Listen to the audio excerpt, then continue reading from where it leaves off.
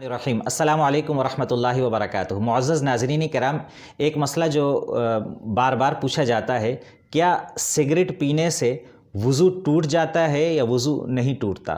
ہمارے بہت سے ایسے دوست ہیں جو اس غلط فہمی کا شکار ہیں اور اس مسئلے کے بارے میں واقفیت نہیں رکھتے، وہ اس بارے میں پوچھتے ہیں۔ تو جان لیجئے کہ سگریٹ پینے سے وضو بالکل بھی نہیں ٹوٹتا، قطعی نہیں ٹوٹتا، لیکن اس بات کو مد نظر رکھنا چاہیے کہ اگر کسی شخص کا وضو ہو اور اس کے بعد وہ سگریٹ پی لے تو نماز کی ادائیگی سے پہلے، مسجد میں جانے سے پہلے یا تلاوت کلام مجید سے پہلے اچھی طرح اپنے منہ کو کلی کر لینی چاہیے، صاف کر لینا چاہیے، تاکہ وہ جو سگریٹ کی جو اسمیل ہے، بو ہے، وہ ختم ہو جائے۔ کیونکہ رسول اکرم صلی اللہ تعالیٰ علیہ وسلم نے کچا پیاز کھانے، لہسن کھانے کے بعد چونکہ اس کے منہ سے بدبو آتی ہے تو مسجد میں جانے سے منع فرمایا ہے، مکروہ قرار دیا ہے۔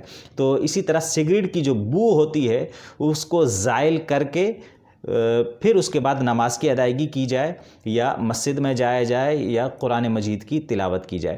اسی طرح معزز ناظرین کرام، نواقض وضو کے حوالے سے بعض حضرات میں کچھ غلط فہمیاں ہیں، ان کو میں تھوڑا سا کلیئر کر دیتا ہوں۔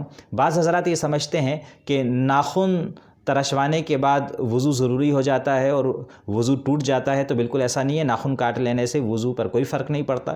اسی طرح سرما لگا لینے سے، کنگھی کر لینے سے، تیل لگا لینے سے وضو میں کوئی فرق نہیں پڑتا اور وضو نہیں ٹوٹتا ہے۔